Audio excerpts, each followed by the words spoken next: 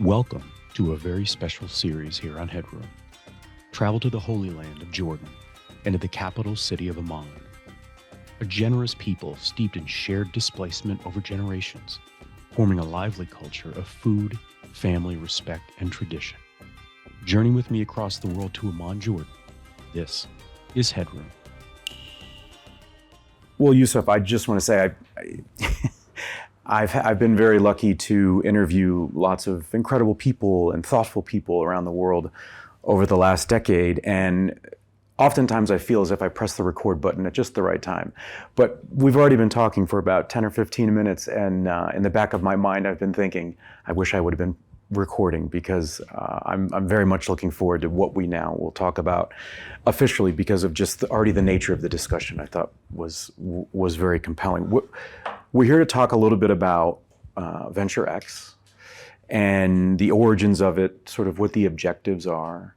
But if we don't mind, because we have the time, I would love for the audience to understand who you are, who I am sitting next to in a shared space. So give me a little bit of the personal story of you, Yousef, here as we sit in Amman, Jordan.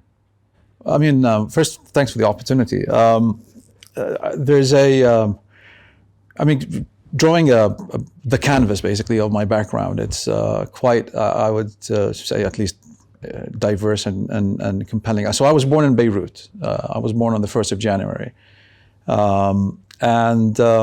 Why was I born in Beirut?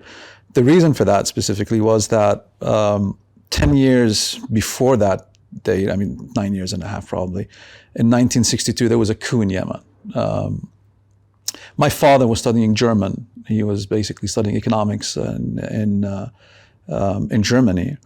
And September 26 came along, and he hears in the news that there's a coup in Yemen, and his father, amongst many others, were executed. So September 26 was really that, to create this paradigm shift where he had to leave and depart whatever future that he had foreseen for himself. And just left, flew into Beirut, from there went to Saudi Arabia and entered into Yemen again. And that's a moment where it was the beginning of what people were just about to find out. So it was a coup, it was a Nasserite supported coup. And then, the Egyptian army basically took presence, and Yemen was pushed into this situation where it entered into a war that lasted between 62 until 70.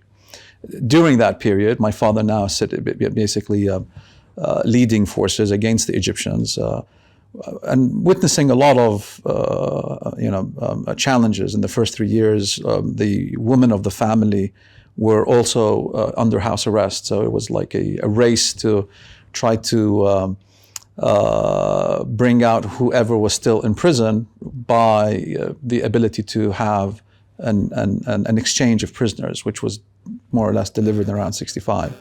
During that period, that's where my father basically met my mother. Her father was a tribal head, leading thousands of people under his responsibility, and during that period, coming towards the late 60s, my mother, moving from a very small town and village in the middle of Yemen, moved to Beirut, and that's basically where I was born. And I'm one out of a total of 11 siblings. 11. I'm the fourth in terms of age, basically, and since then, it was Lebanon. I went to England and spent quite a while at the 70s, more or less, were in the UK, and went back to Lebanon, studied economics. Fast forward, I went to study economics again in Saudi Arabia and Riyadh. And from there, my first job was in Procter & Gamble, where I was in human resources. Beyond that, that's where that's also when I got married. I was quite young. I was around 25 when I got married, and And now I'm basically in Amman, Jordan. I have 4 children. My eldest has just graduated from school and she's been working out of London. And the other 3 siblings, or the other 3 children basically are here in Amman, one in the transitional period going to university, probably somewhere in Europe. And the youngest 15 and 13-year-olds are a handful. So, I mean. And you were sharing before we started the interview, you were talking about different sort of ports of call or places that you have spent time in the United States. If we take that with all of your travels, I mean, tell me about the meaning of travel for you in your own development as a man. Well, I mean, every individual takes every step in a specific journey in a different way. I mean, I used to take the opportunity when I got the chance to travel, to use that as an opportunity to get to know the culture and the people of the cities that I basically go and meet with. So I felt that at least within my limited time on this earth, I guess, or the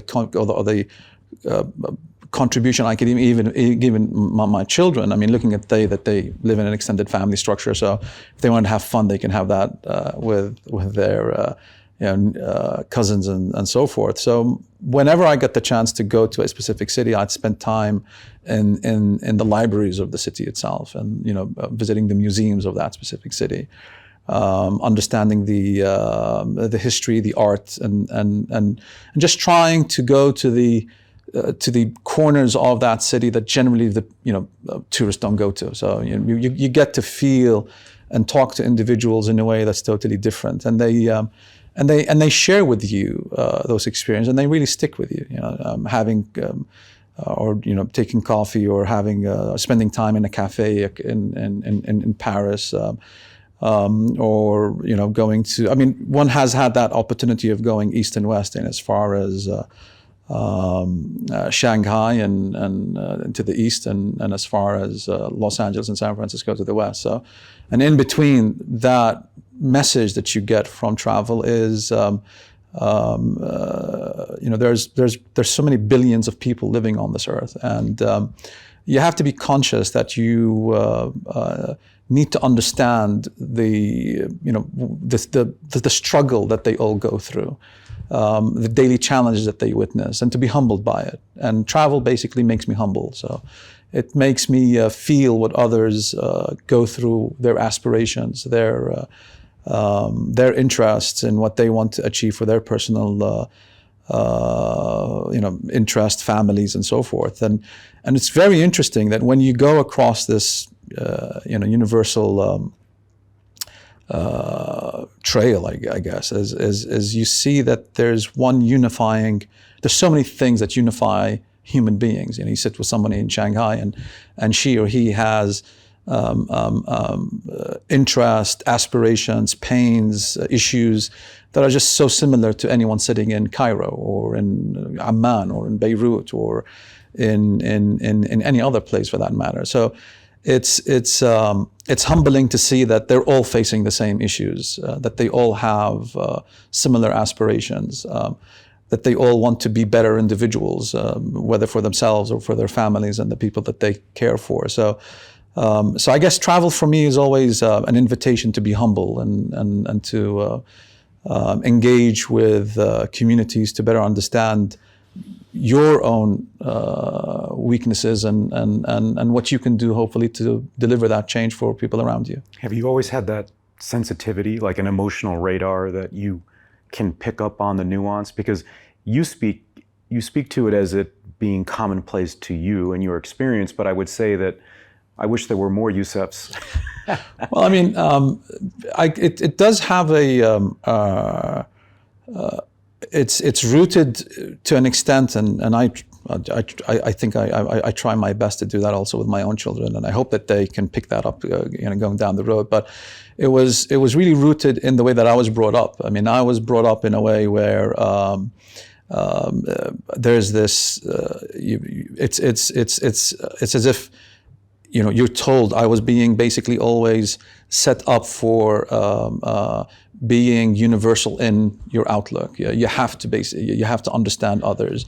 You have to be tolerant of other cultures. You have to, and the only way that you can do that is by developing the knowledge curve that you have of those societies. That you don't build opinion without understanding the opinion of those that you're trying to judge. You never judge others unless you have a clear understanding of the context of those individuals that you want to judge, if you are in a position where you want to judge people. And judgment happens, it's not associated with any political or authority or any structure of power. Everybody basically goes into the cycle of judgment, and judgment creates reactions. You meet someone, and for some specific reason, if you've been brought up in a specific way, you already have a judgment of that individual. So the way that you react to that individual becomes very much influenced by what biases that have been created within you. So I think it's really the nature of how I was brought up, and it's attributed not that the context of things is my father, at least within our context, was married to 4 different wives, and he spent time between different places. So what in the context of how we were brought up was that the bar would be set high. So we would all understand exactly what did we need to do to deliver on these on the expectations that he had, and that also he and the social and cultural expectations of where we came from. So where I came from was always something that resonated, or was, let's say, top of mind, right? So, you have a 1,000+ year legacy, so you have to always be conscious of that. So I think it's a burden in a way, but it's a positive burden, So it ends up that you have to be universal. You have to basically be, you have to cater to understanding others, and you have to make an extra effort to understand others. Understanding others and knowledge is not something that just happens without exercise. How do you understand the relationship to that burden? Is it something that you wear? Where does it reside within you, and does that change over time? I'm 50 now, right? So I think that it had a lot of impact. It grows with you. Okay, so when I was 19, I started the first NGO or first nonprofit organization that wanted to focus on issues of heritage and so forth. And I remember at the age of 19, and we're going to, we're in McLean, Virginia, and we're with 2 or 3 other cousins, and we're meeting with this legal firm, and we're now convincing them we want to do this. And they're surprised. We were just a bunch of young kids, right? So. And then we're going out and convincing one of our aunts, which was like, she's in her early 40s. She has to be the president of this organization because we're not in the U.S. We're going back to the Middle East. So I think that looking at that in retrospect, it keeps growing, right? First of all, you might have an interest. The world for you is your family and your extended family. But then with time, you find that the world is not really just your family. It's the city, it's the country, it's the nation, it's the people around you, and I think that's really where it's continuously sharpened. Let's say my view of things. When I was in Procter & Gamble, I would take that experience when you're in human resources and P&G. What I really loved about that experience was that it fits so well in human resources with what my interests were also. So we were talking about organization excellence and people excellence, and how do we deliver both? And that if you can deliver organizational excellence or people excellence, then you deliver exponential growth. You deliver change, paradigm shifts. You get more market share. You sell more product, right? So these two simple statements also basically, you just pick them up and you keep growing, right? So if you add them with that universal interest, it becomes that, okay, well, how do I deliver people excellence at a national level, at a state level, at a city level? So again, thinking very universal. I think that, yeah, I mean, the life, at least from my opinion, doesn't have much meaning if one is consumed in self-preservation, right, or in personal success. You could be very successful, but you don't have any impact on the society that you exist in. You could take a lot from that. I mean, success is a translation of you taking from that society in some cases. Corporate social responsibility came as an outcome of corporates realizing that we've taken a lot, okay, and we've become very successful. And we were family businesses, from the times of the Carnegies or the Rockefellers.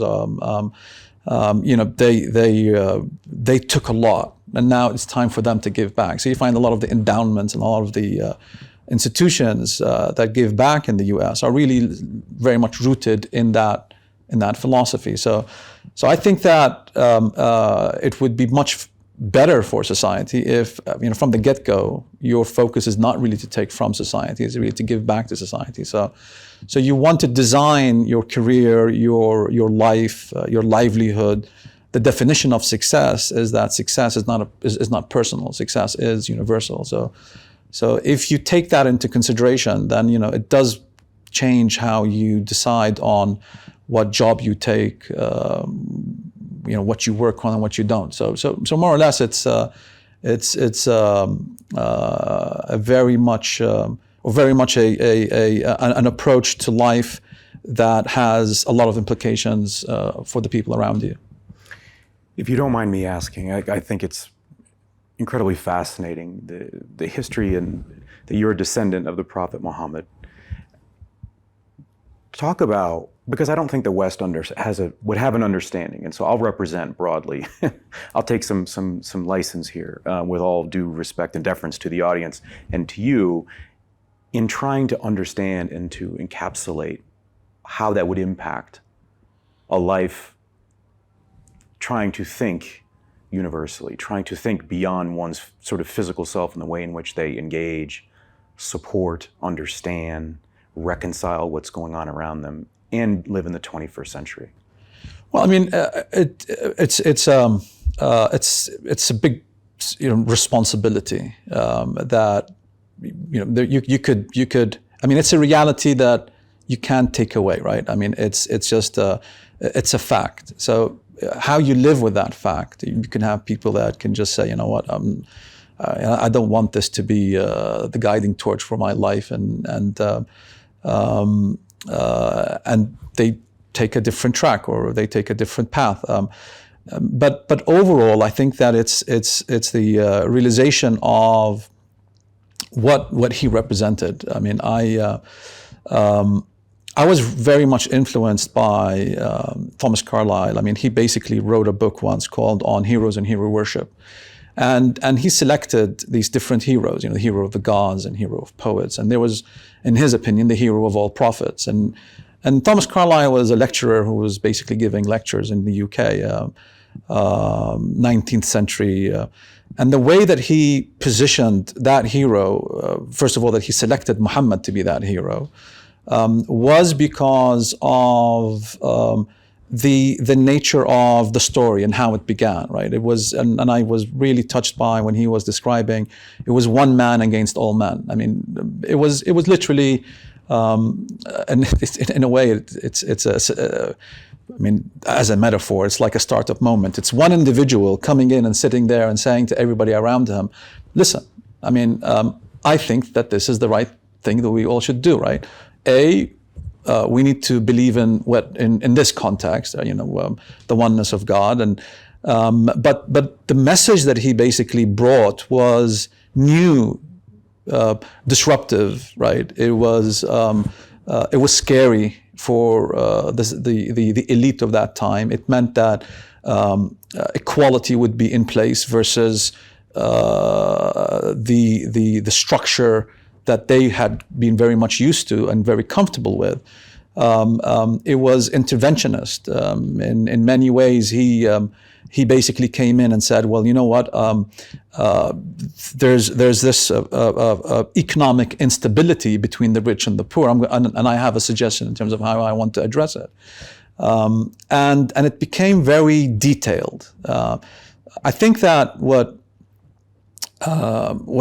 many might benefit by understanding is that the level of detail he spent, let's say, it's like a product, right? So he designed this product in a way that is a reflection of genius, regardless of, you believe in him being a prophet or not. But at that specific moment, this man designed the product, and that product took into consideration every potential element of life that you might get into. So, and on top of that, he said, well, this is not just for the Arabs. And him sitting there, I mean, if you sit in that moment where he's in Mecca, middle of nowhere, right? And to the east, you have the Persian Empire, and to the west, you have the Byzantine Empire, right? And you have the superpowers of that time. And he states that this is a universal message by sending these messengers out, and they go and meet with these representatives, and they say, hey, my name is Muhammad. I'm back in Mecca, and I want to tell you that I have this universal message that you all have to subscribe to. Okay, and it's not just a general statement; it's really detailed, and as I said before, it's very disruptive. So if you look at it from that angle, it really becomes an inspiration. That it's an inspiration of starting something from scratch. It's an inspiration of standing in front of a crowd with a different opinion and not basically being fearful of sharing that opinion. Of the agony of delivering whatever it is that you want to deliver. I think one element that those that don't see him as a prophet find much more enlightening and inspiring is that they see him as a human being. And many people that see his prophethood took away that humanity from him. He was a human being, and he is a human being, and he has his bad days and his good days, and in that context of him being a human being, the genius comes out. The commitment to the development of the product, right? So. The commitment to deliver it in so many different ways, right? And for it to be flexible, that it, exists today in 2022 in a way that really inspires me as an individual, where I see that that universal perspective that he wanted to get out, and the challenges that he was willing to overcome, and the disruption that he was willing to introduce, is one that guides me in everything that I do. I mean, so it's what is innovation other than being disruptive, right? And rejecting the status quo and saying, well, we need to change this because it's not working, and it's going against the crowd. It's not. It's being the odd one out, right? And not being intimidated by being the odd one out, because being the odd one out actually, as we've now realized, is the reason for humanity progressing. If it wasn't for these individuals that basically said, I don't think this is right, we would be in a different position today. Was there a point when you were a young boy, that you internalized the relationship to the prophet? At what point, at what age did you, understand the gravity, and then, and maybe in the same vein, embrace? Well, I mean, I guess it is in my situation very contextual. So this discussion started at a very early age. It started probably at the age of 13 and 14 when one had the opportunity of sitting with people, scholars, different backgrounds, different experiences. and opening up and having these continuous discussions. And the approach that, when I was basically educated early on, I guess this is not your typical school education, but was that it was very, it was rooted in arguments, so it was rooted in opinions being created by discussions. All right. So, and I think one very important point that I would highlight is, which actually maybe stands out in vis-a-vis the current today, I would say dominant approach to things, is the how I grew up looking at scripture versus reason or logic. Okay, and for us, or for me at least, when I was being brought up, logic supersedes or has this much higher position versus scripture. So if scripture doesn't fit with logic basically gets the upper hand, put it that way. So, and that guided the how does one embrace this message? It's a different opinion of what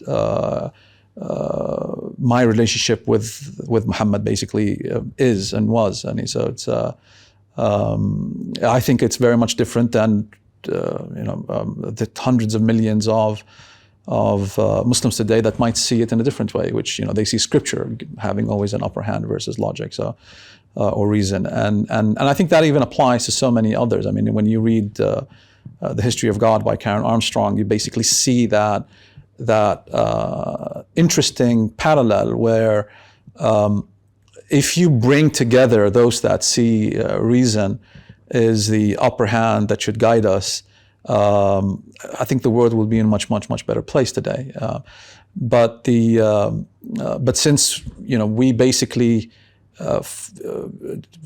take into consideration certain opinion, whatever that opinion is, it becomes the fortress that we live in, and we start to defend, and we feel that any encroachment on that fortress is an encroachment on us, and it becomes so difficult to create any bridges between people because there's no reasoning that can basically bring people together.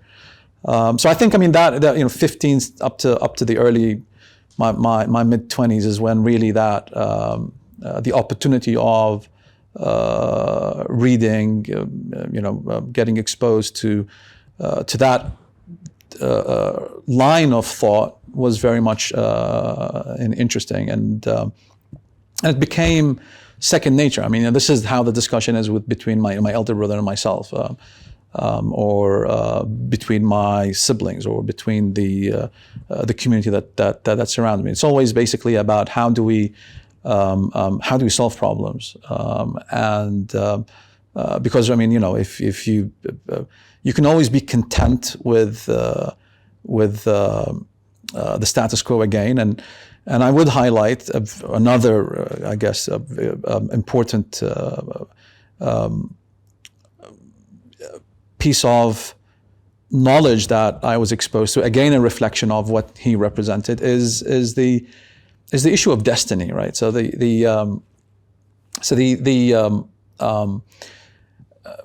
I guess contrary to common understanding in many ways, is that we're not destined by any specific power to be this or that. It's what we create. It's what we do, and I think that the more that you believe that there's this that whatever superpower or super being or reason for existence that you believe in is interventionist to the degree of your day-to-day, the less creative and innovative I think that you might be. And so and the more apologetic you will be for actions that others might do, because maybe we were destined to be like this. So I think that it took away any. I think when you embrace that mindset that when one grows up with, it took away the ability to find any excuse. Right? If you fail, it's because you failed. If you did a bad job, it's because you just screwed up and you did a bad job. There's no excuse. You can't go and say, well, God basically destined this for me, or God wanted that. I mean, you can't bring God into the argument, and it creates this, in a way, this. You become very vulnerable to your reality, right? I mean, you want to change things, you have to work hard to change those things. There won't be any intervention that's going to come in and give you this miracle that will take you from this space to that space. So I think it's the message that stayed with me until today, where we as individuals can make the change that we want to make if we adopt that change and work hard for it. That's basically it. We were talking before we were recording about my perception that the Middle East in general is a bit of a mystery to the West. And a lot of that is rooted in what is or isn't taught through schools or schooling for young people. So you mentioned that around 13 is when you started to learn about your family history, right? And these lessons, and you talked about sort of the vehicle of the argument. Can you take me in to a memory or paint that picture of what that looks like for someone who is not from this region, would not be able to even understand what that might look like? How many people are in the room? What's the experience like being a teenager? Are you there to listen? Are you there to participate? Well, I mean, it was, first of all, it's just very intimidating. I mean, you're 13, 14, and you're being told to create an opinion. And you're being told that you in these specific issues, when it comes to theology and belief, you don't take up the opinion of others and you just adopt it. You have to go through the cycle of you believing in it, right? So, I mean, there's a big difference between knowing and believing in some things. So the first time was, I'm sitting with very old, fabulous gentleman. He was married to my father's cousin, and he was a really cool scholar, I would say, right? So, I mean, he would, this individual, I used to come over wearing a Redskin t-shirt, interested in football. I mean, something that I was interested in at that point in time. And I have all these questions in my mind, and for me, the easiest way out of this was just to say, okay, well, what's the right thing to say here? Is there like a right answer so I can just get out of the room? And his response to me and it was the issue of, does God exist, right? So, and he said, well, if I told you God does exist, that's not the right answer. Okay, you have to reach that opinion independently. I was like, I mean, I'm 14. I mean, how the hell am I going to basically do that? Well, I mean, that's how the journey begins, right? So he put me on this path where, and we start to have discussions, and it's all about, I would go and read about this opinion and that opinion, and come back and give him, that or start to talk about this, and then he would give his suggestions in terms of, or his critique, let's say, and I would take that critique and do something with it, right? Because he wasn't going to just make it a simple yes or no answer. So I think that's really one moment that I always basically go back to is someone who had the authority, who had the capacity to just tell me, this is how it is, and I could have just taken that home and lived with it. Instead, insisted that this is a personal journey, and you have to go through it the same way that I did, and the same way that everyone else has to. And he took me back to, I mean, because that's how it is. That's how it should be. I mean, that's how the Prophet basically became a prophet. That's how all individuals became whatever they wanted to become, right? They had the personal journey, and they had to create their own conviction, and they had to create their own opinion. And in doing so, that basically makes you unique and capable of opening up and not being afraid or difficult to get even intimidated by anyone, right? So and that has stayed with me for life. So and how long was that? Something where, like, I almost picture like you were going every day, spending time with him, or give me some. Yeah, I mean, it was come back from school, and I'd basically go back and like it was. I mean, school ends around 2 p.m. I think it was, at 2:30 or something like that, and I would be there around 4ish, 5ish. And my aunt, I mean, I'd call her aunts, and it was very interesting because we were living in this complex, and on that floor there were two aunts, right? Their husbands shared the same first name, just a coincidence, I guess. Two different families, Kuhlani versus Hadi, and the aunts had the first name, also shared the first name, Amat al-Malik and Amat al-Malik,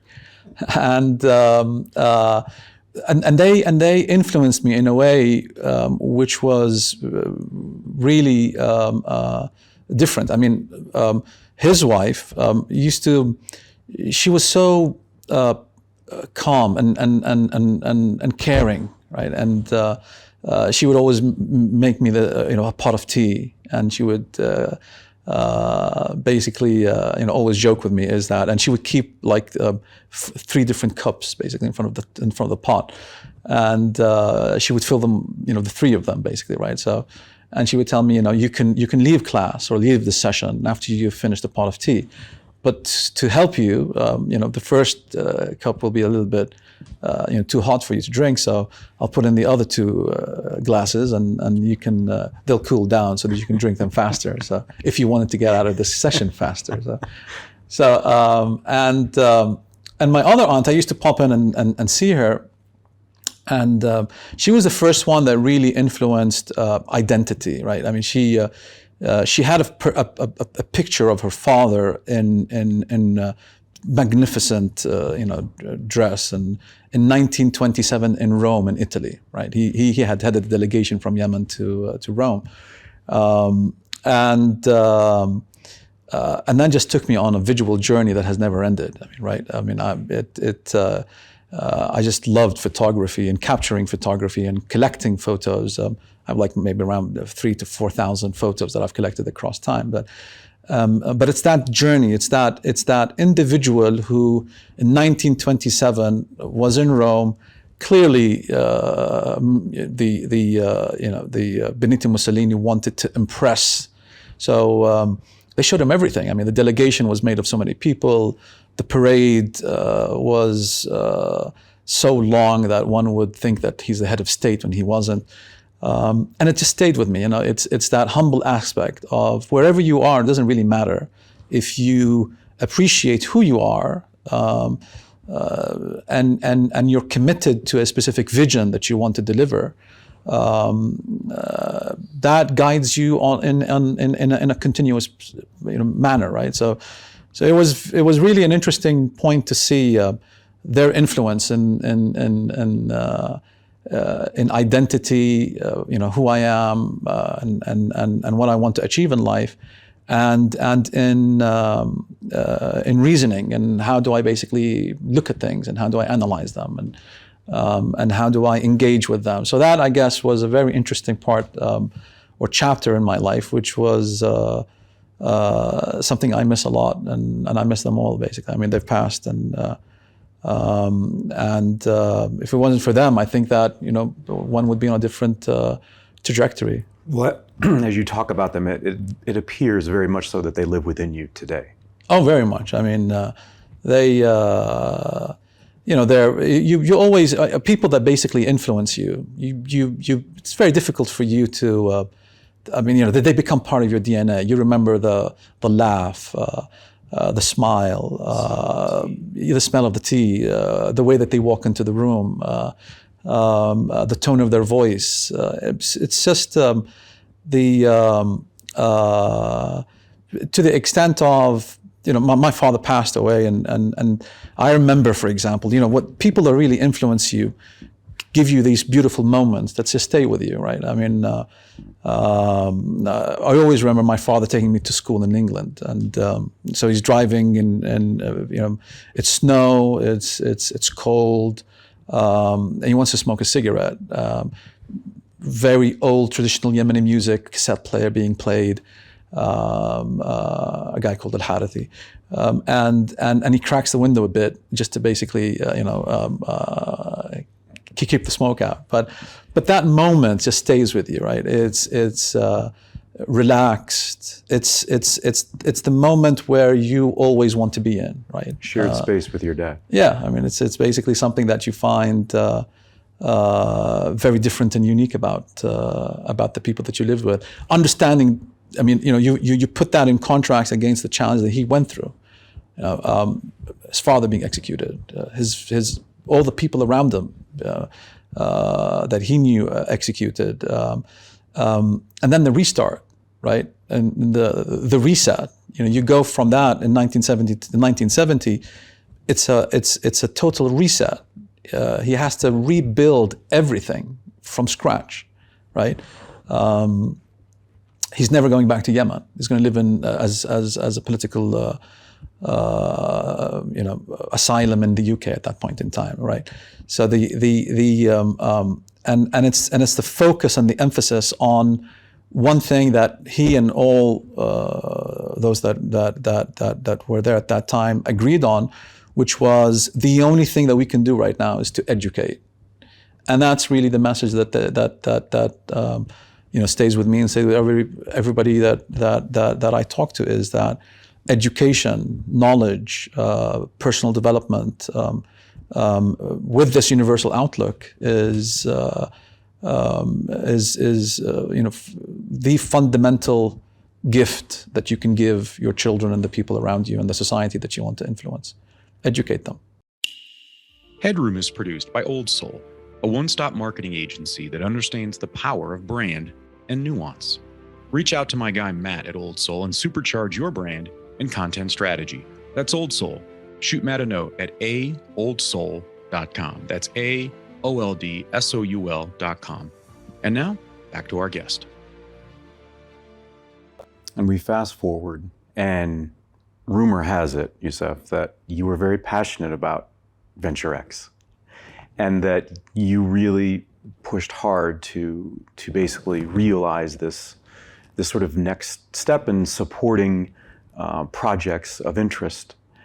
Tell me about how your past and even the experience of the T's, which is such a wonderfully, you painted such a beautiful picture, has gone into the passion of Venture X. Because when I think about it, you made the comment about the profit and startup, right? Yeah. And yet that's where we are today, is really supporting the progress of what next might look like, how it might be realized for people and communities and those universally.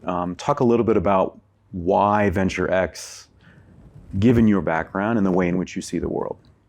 Well, I mean, Venture X, so I have to go back, 2011, 2012. So 2011, 2012, I just felt that I was in Saudi Arabia, living in Jeddah with my wife and kids, and I reached this clarity, let's say, that that impact that I wanted to realize was not really happening. And I could deliver financial and personal success, but it would be at the expense of doing what I wanted to really do, right? So and that would be, how can I influence others in a way that would change a social structure and allow it to be empowered, enabled, to be emboldened to deliver whatever aspirations that they basically had. And we did this assessment then, where we need to, we're going somewhere else. Okay? And at that point in time, we had different opportunities. England was an option, the UAE was another, and Jordan was also there, and Oman, Muscat. And we went and actually did these field visits where we basically did this assessment of how do we, where do we stay? And Jordan, I mean, has had a very long history with my family. Since my great-grandfather, more or less, there's been this involvement with Jordan. But I personally had not been in Jordan or lived in Jordan. My father spent some time here, but I didn't have any experience. I was brought up in Beirut. And I felt that actually, and when we spent time here, this was the perfect spot to use it as as this point where you can stand on and say, okay, well, how do we deliver this change? And the reasons were so obvious, right? I mean, the structure of the economy, the challenges of the region. 2012 was already, and historically, Jordan has always been challenged eastward, west, north, south, whatever. So you always had these very challenging situations from economics, politics. So how do you create this out of nothing, right? And I was really always impressed by the story of Jordan in terms of how it was created in the early 1920s. It was carved out of nothing, right? And look where it is today. So it's 100 years since then. And so so I felt that this is a place where potentially I can contribute and I can try to do something. And I was, blessed with the opportunity of having this random meeting with Faisal, and he invited me to consider leading an accelerator, a startup accelerator that was Oasis 500 then. It still is an active accelerator, but it was a different structure then. It was an opportunity for me to get to understand and long story short is I became the CEO of this entity. So. And that's where I started to formulate, okay, well, how do we do this? How do we do this in a different way? How do we, it doesn't work by just, copy and paste, to take the word startup and basically apply it in a Jordanian or Middle Eastern context, or take away all the verbatim, angel investors, venture capital, the whole value chain of how do we create value that is disruptive. And why did it have to be different?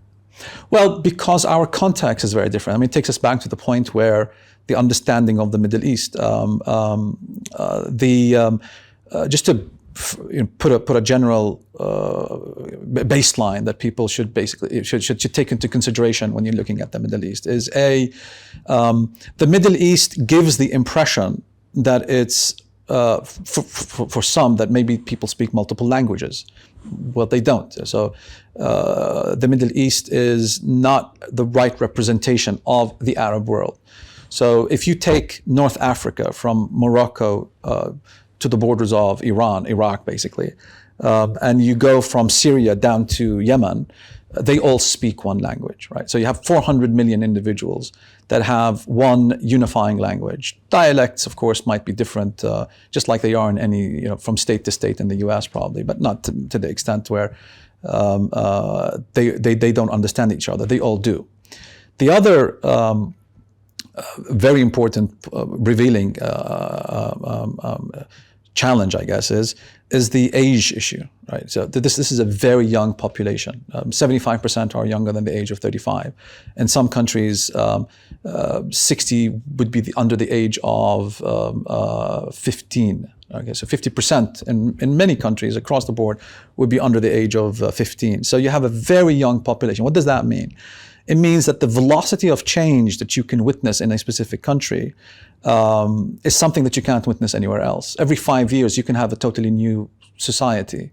If you're 10 years old, 5 years later you're 15, you could have a different adoption rate for concepts, ideas, values, principles. Everything can change for you. If you're 15, you'll be 20. So you could. So that velocity of change is something that you can't witness elsewhere. So And in an extended version of this region, you might find that applied across countries as far as Latin America and then as the whole Islamic world, if you take that as a common denominator, going back and going as far east as Indonesia and Malaysia. So that then translated the necessity that we need to be disruptive. Okay, we need to deliver exponential growth, and we can only do that if the numbers add up. So having one accelerator in Jordan will not basically give you that change, or having 20 across the Middle East or 30 or 40 will also not do so. Corporates are saturated.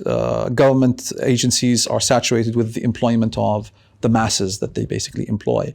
So the accelerator concept evolved with me. That it's not about accelerating startups. It's about accelerating change because this young generation demands that change, and they need that change.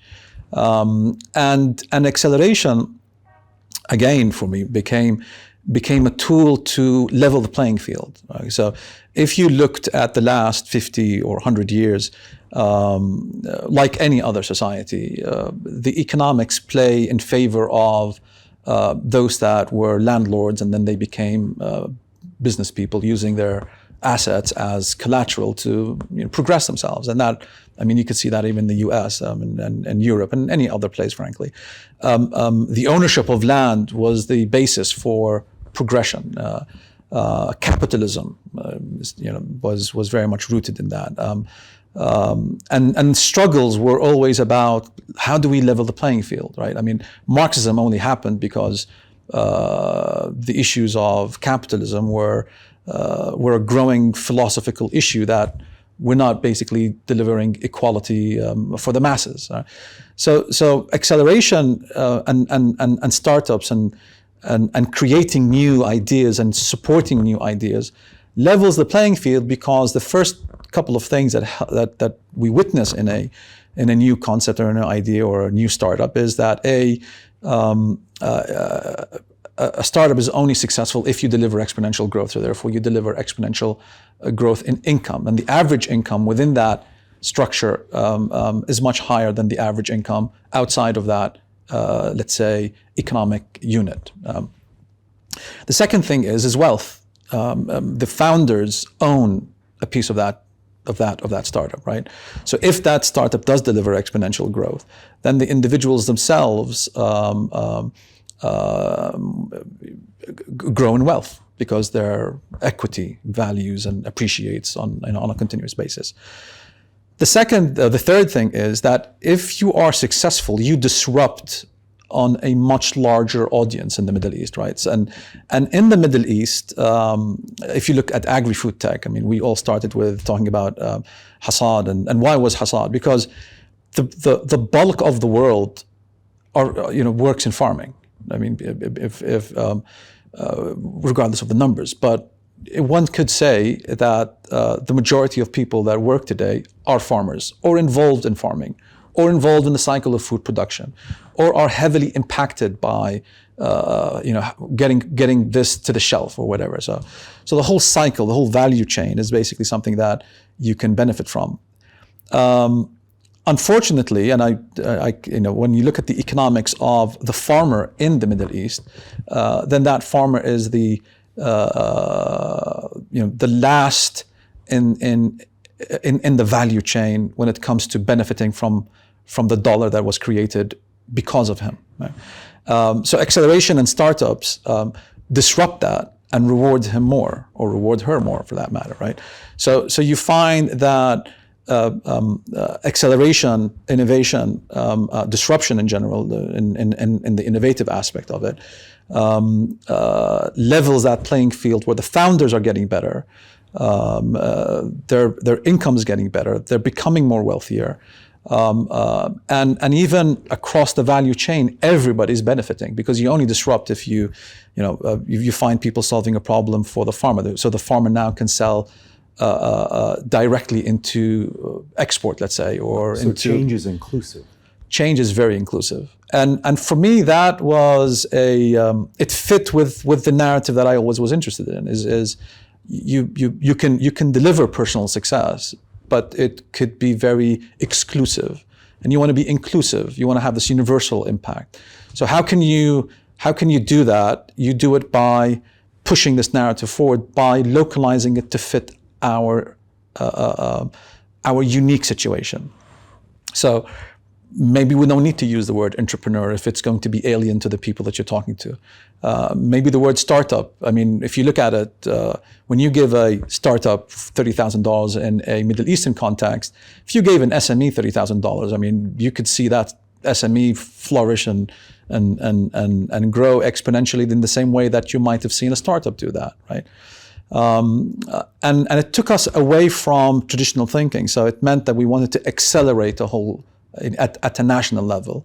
And that's how the discussion happened. So, Walid and I used to always have these discussions since we were involved, or I was at least then the CEO and he was on the board in that context at the times of Oasis. And I felt that Oasis was not going to be that platform, right? And so I got the opportunity and the chance to,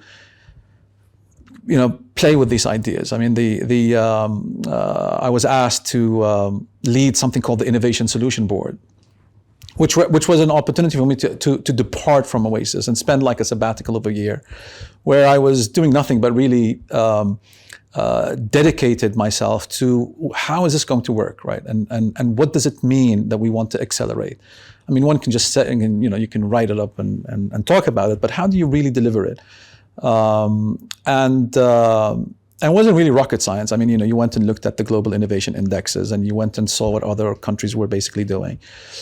But for me, it was much simpler than that. It was what were we doing, right? I mean, we have a youth, a platform of youth. We have so many young and bright minds, tested in other situations.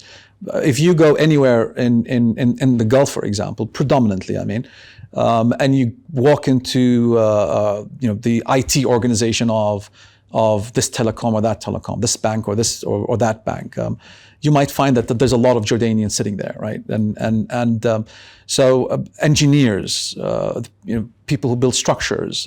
So the human capital was tested, but we were not inspiring enough anymore for that talent. So you found, so I spent time during that year just walking campuses, walking, as they say, walking through the aisles, right? So, and talking to people. And you found that the top 2-3% wanted to do something else in their lives, right? I want to do a master's PhD program and I'm going to do it outside of Jordan.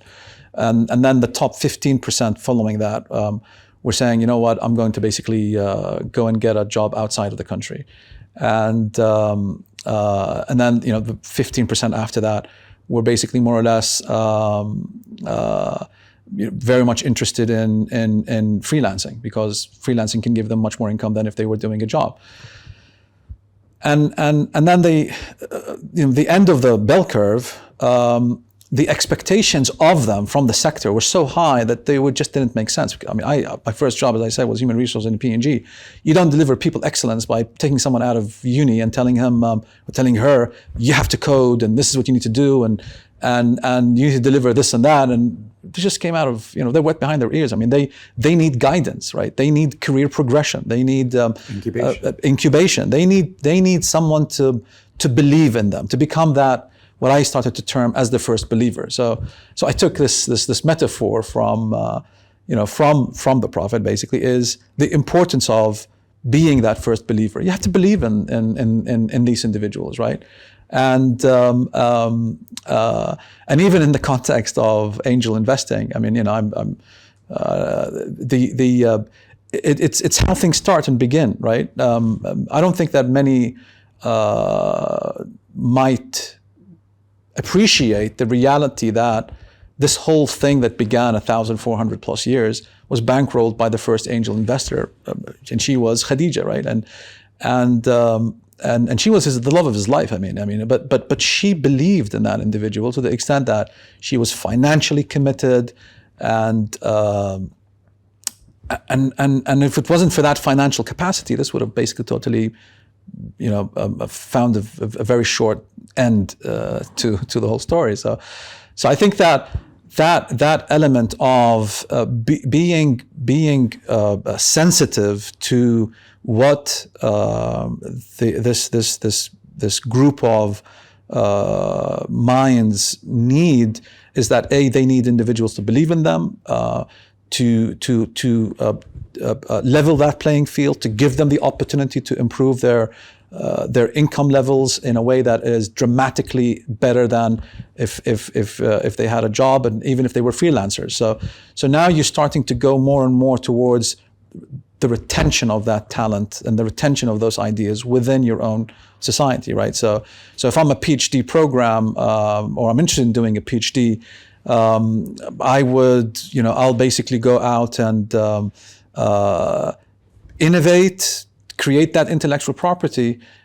But there's now this program, this acceleration, this incubation that can anchor that IP, grow it for me, and reward me for it, right? So everything starts to, I can solve problems at a national level, and then I can take these problems and solve them and use them, and as I apply them and validate them on a more regional level, and then I can take them on a more global level, because it starts from everything has a start, and the end is basically what you decide. You talk about it as if you're almost creating a family-like experience.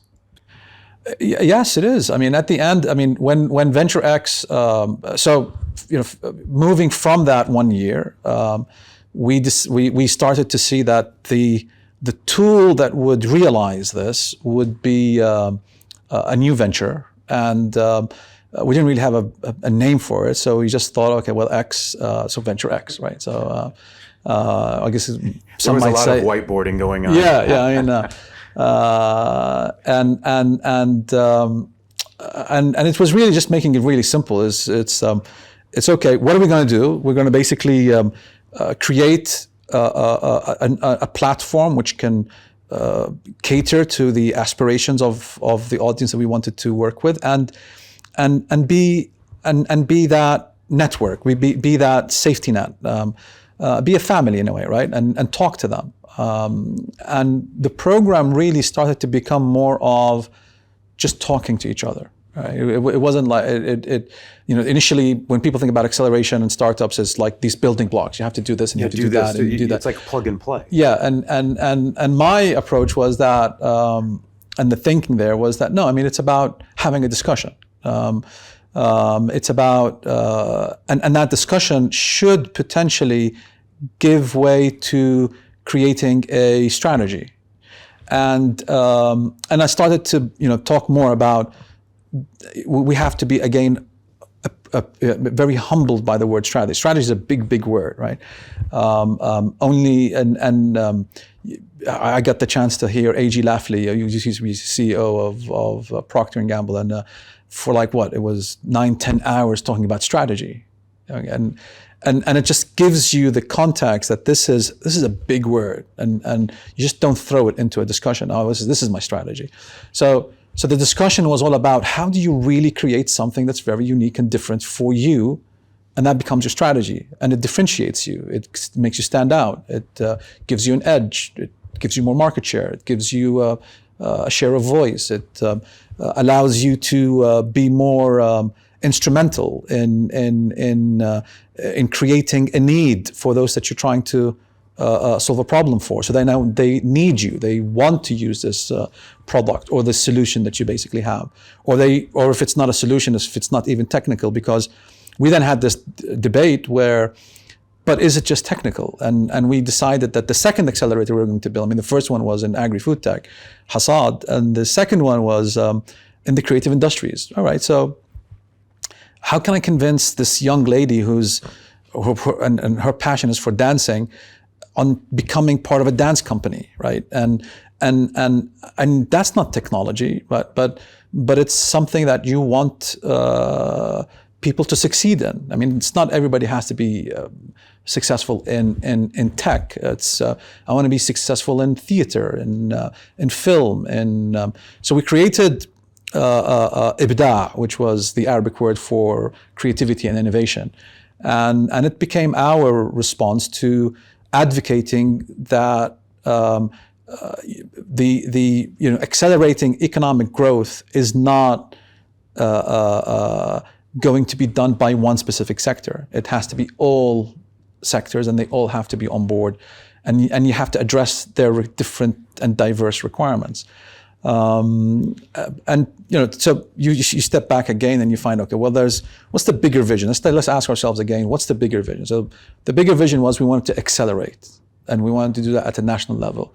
So we advocated with the Ministry of Digital Economy and Entrepreneurship here in Jordan, and they adopted, and we launched a strategy. I call it a strategy versus a program, which was Accelerate Jordan. Is how do we accelerate the whole of the whole country, right?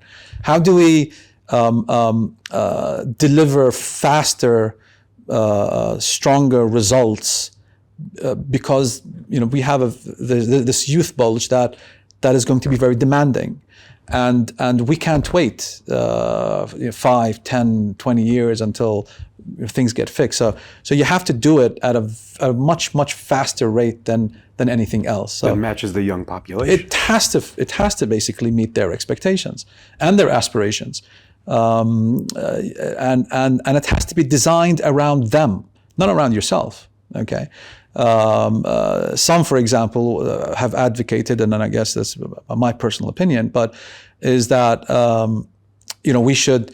Some talk about outsourcing, and that Jordan or Egypt should be an outsourcing center. I always feel that whenever you start to design things around what corporates want, you're not really designing things around what people want.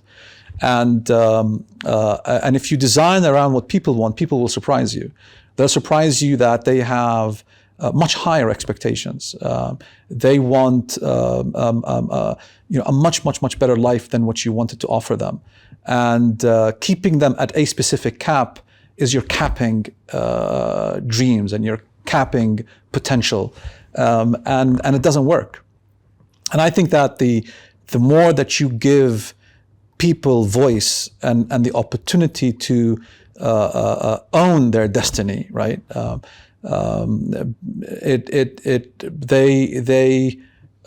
have the right to be more demanding, and it's now on you to work on designing something that can meet them halfway, so that you really can get the opportunity of delivering something in the next 3 years, and then the 3 years after that. Okay, so I think that the importance of designing around people is also it makes you much more inclusive, and it gives you the opportunity to be more attentive to what it is that they need and they require, and that's why we did a partnership with the Royal Film Commission, because and we started to educate people, right, with the Jordan Media Institute, talking about media, and talking about things that, how do you become this great creative director that can create this creative agency that can be competitive and compete with Leo Burnett or Saatchi, right? How can you grow and start to capture clients by sitting in an office in New York? Okay? And for me, the other very important element is focusing on cities versus we just want to grow. And I know that a lot of focus has always been around going from Jordan to the region. For me, it's going from Jordan to a city, and there are 2-3 cities that I see are what I call growth catalysts. A city like Berlin in Germany. If I can take a startup, if I can take someone from here to validate and grow, to capture more ideas, to enrich and get more access to R&D and research, and to share notes, and then use that also as a platform to basically capture more capital. You serve both regions, right? You serve a better understanding of these societies. You complement views. A city like Amsterdam, London, Paris. And spending time there, you really get to understand that These are opportunities to bring more talent, to diversify your team, to be capable of doing things that can serve a greater purpose. I was once invited by the World Bank to work on launching Startup Jamaica, right?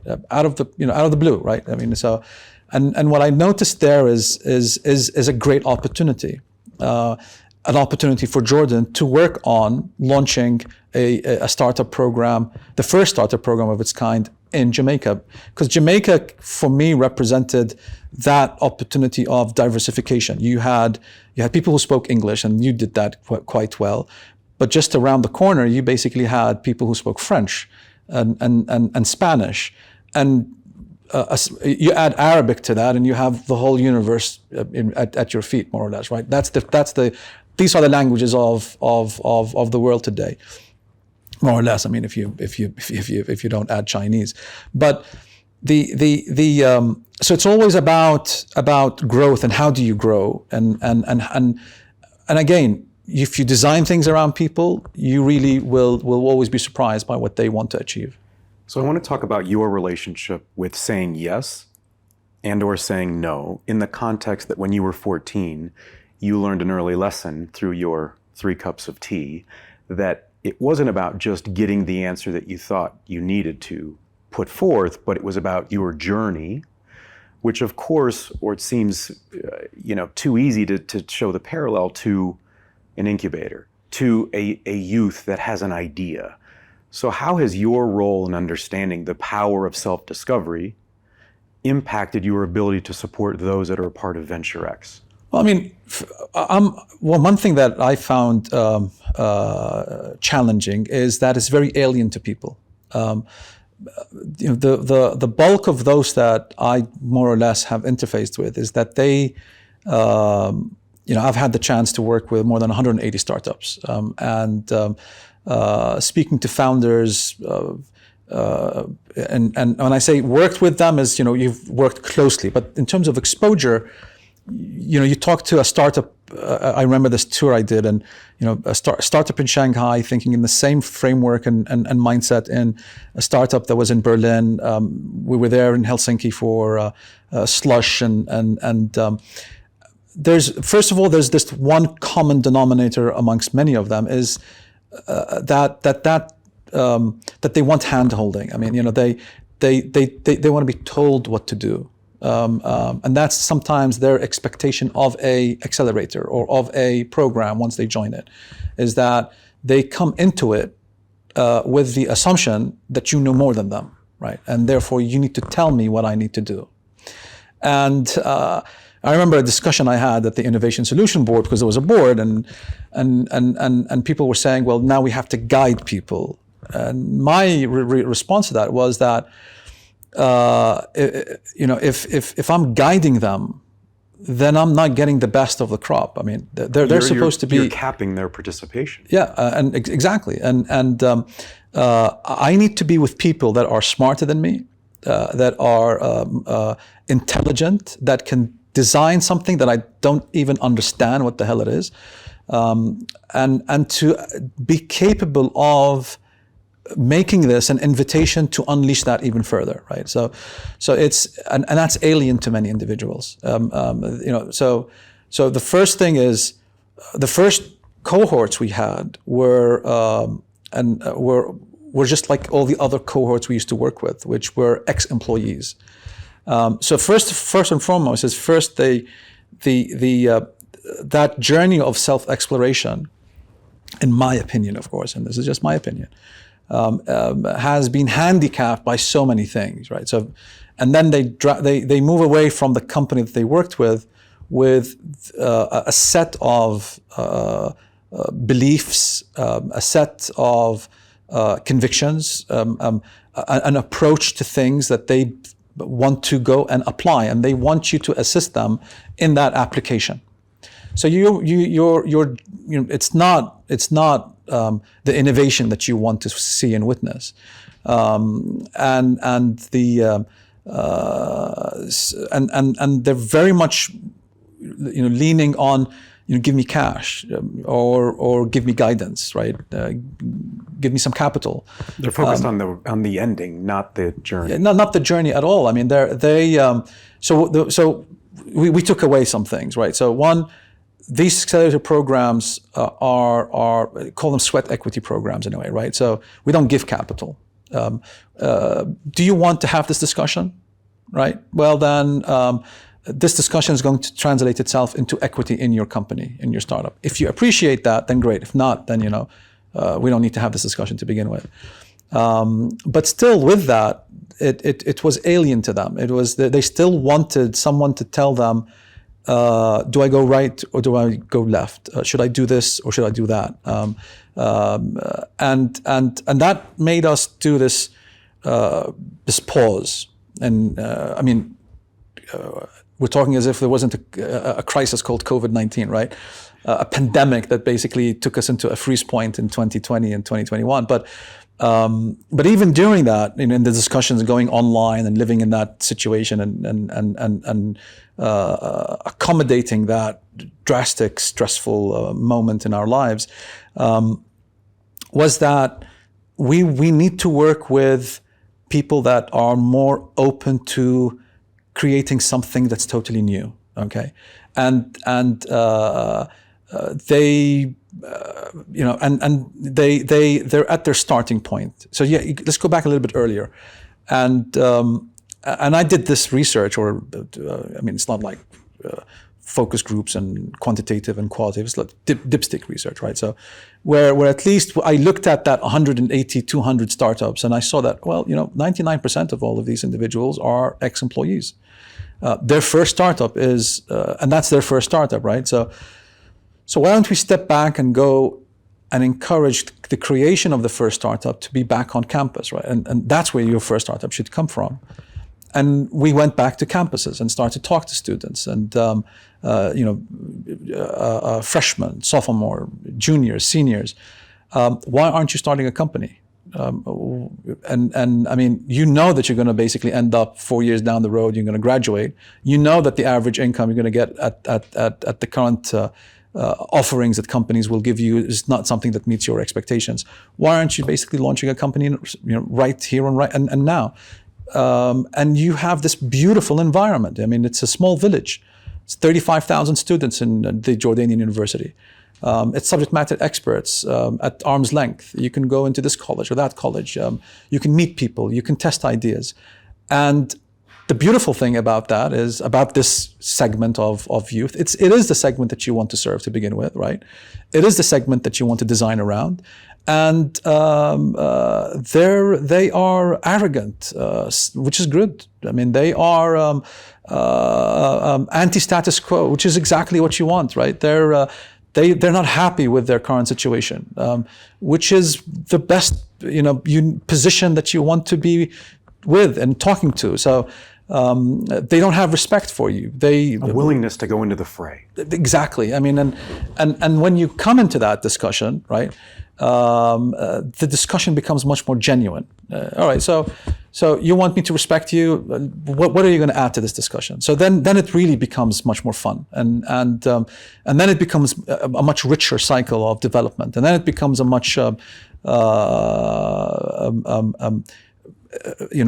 important exercise where you're designing, bringing back to the point I mentioned earlier, where you're designing around the majority, you're designing around the people themselves, and they, as I keep always saying, is they will surprise you. I mean, they will be smarter than you. They will be much more in touch with the realities that you might have missed, and they want to deliver change because they have a totally different perspective on what change is versus what you've already defined it and now you're happy with and you're comfortable with, right? So, and they want to move you at an accelerated step that makes acceleration then really work. Have you found that your capacity to change has matched the velocity of the youth that you're working with? Well, I mean, as I said, I mean, it is alien to many because the educational system, the social structure, does not invite self-exploration, right? You're always told, when you go and you listen to a lecture sometimes, or if X is wearing a religious cloak or whatever it is, he's telling you that you need to be content with what you have, right? And you need to accept where you are. I mean, that's in a way a universal message. If you're sitting in a church in Mexico City, or if you're in a mosque, or if you're in a synagogue anywhere else, or society in general, it's always about being content. Why do you want to leave this and do something totally different? You become a prisoner of your own mind if you're content. It is. I mean, and the Arab world in Jordan and anywhere else is not alien to that universal negative message, in my opinion, of course. And is this acceptance? You get married and you're told you have to work hard to keep that marriage working. But what if it's not working, right? I mean, it's just not working. Divorce is not a bad thing. It's not a stigma that I'm going to basically carry, that I got divorced or that she got divorced. So that creates the situation where where people think in that form. So when you're inviting them to think in a totally different way, it becomes very alien to them. It's very alien to their own societies, to their extended families, and so it's been slow, okay. But it's a journey. I mean, you could say we kicked this off in April of 2019. Okay, so we got to the first cohort. And from a conceptual perspective, we got to the first cohort towards the end of the year. That cohort was split half between talking to, just having a discussion and getting into COVID. And then everything else went online with all the challenges and the issues that you can't function in the same way that you can function. So you have 2 years and a half, I would even say. I would even extend it from a practical perspective. I would say that we have 4 years that we have written off. It's 2 years in COVID, but even beyond that, there's it's people getting out there again, and it doesn't happen overnight.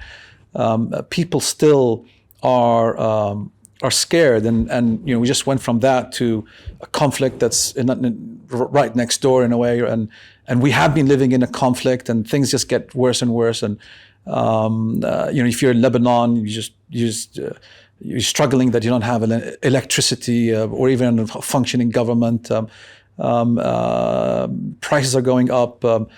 People are really afraid. So you still have another 2 years where people will start to get back to normal in a way. And I think then that within this opportunity, you're going out and telling individuals, have a reset in your life. I think that there are things that also contributed positively. We all know about the Great Resign, and that.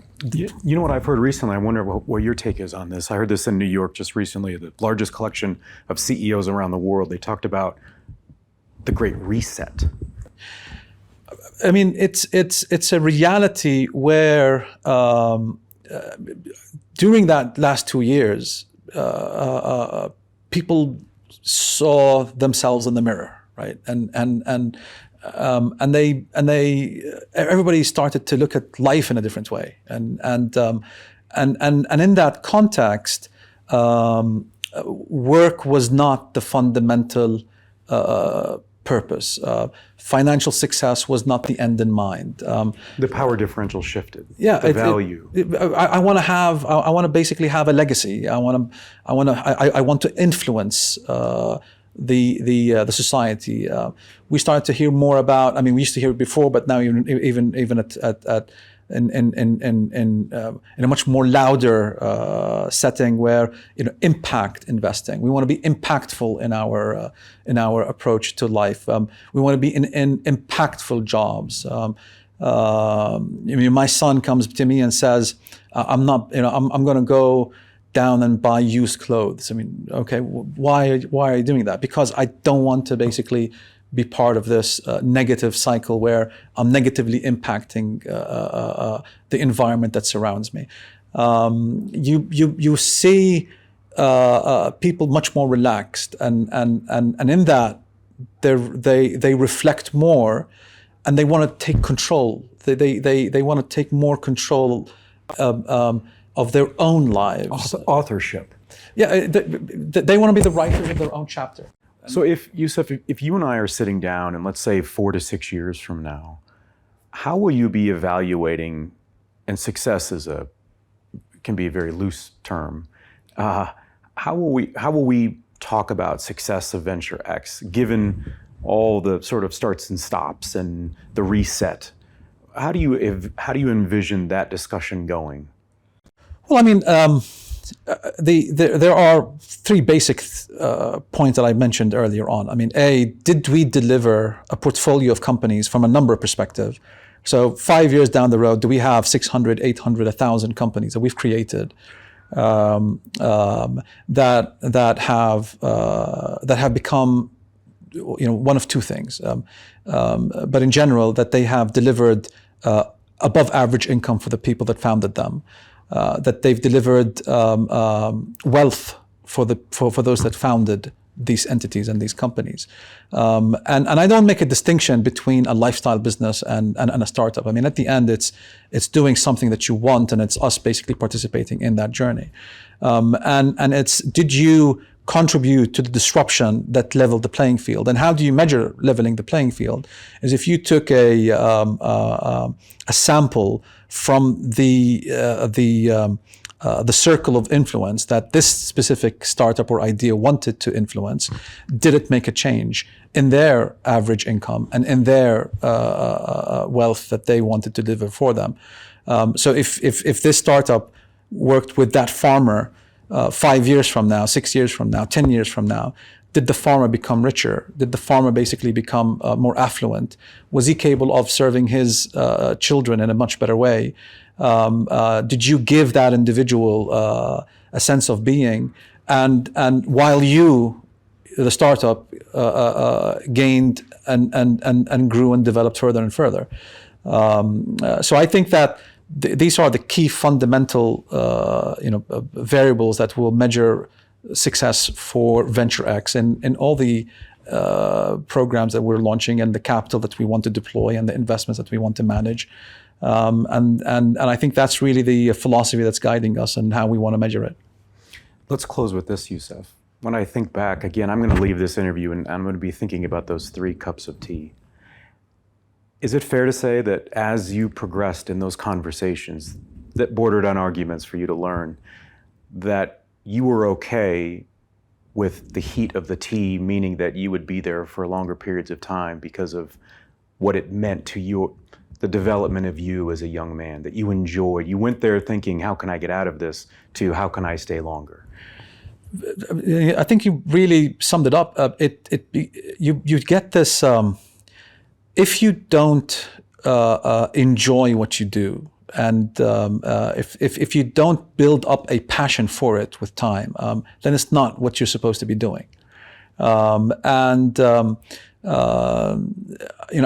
started at that very young age where this is not something I wanted to do, where, this is something that I want, that I miss. I mean, I want to go and have that tea. I'm waiting for that pot of tea to come out, and I'm enjoying. At the end, it used to get really cold because I'm just enjoying that session, right? And I think that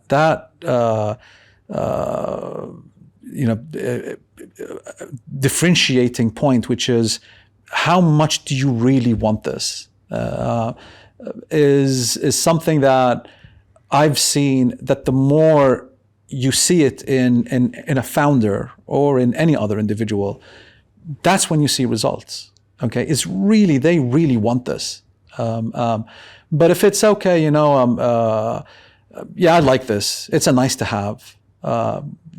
You reach a point where anything will distract you, and you'll just move on to something else. That fire within inside you to keep you going doesn't exist.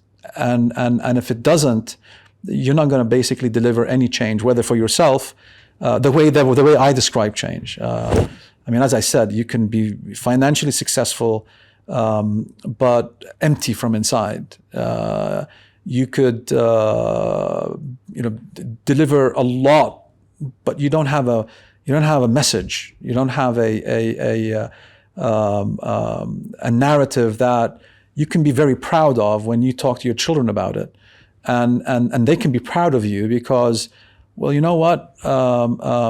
She wants to be an artist, and she became an artist regardless of everything else. I'm very proud that my mother is an artist. I think that's the best relationship you can have between any two individuals, mother, daughter, mother, son, friends, or whatever, is that they have this passion that they all respect, and it inspires them, and it's an aspiration for them to keep going on. Well, you've inspired me during this discussion. You've filled my cup, and I hope that of the audience. And I would say that the next time I'm in Amman, I would love to share a pot of tea with you as a way to close the loop on an incredible conversation. Thank you for your time, your transparency, and for enlightening not just myself but the audience. Well, thank you a lot. Thank you for the opportunity, and looking forward to having that cup of tea. Thanks for taking the plunge into Headroom, where we uncover the why behind the what and who impacting our lives. Headroom is a production of Rainlight and co-produced by our friends at Old Soul. I'm your host, Dr. Rod Berger, and this is Headroom.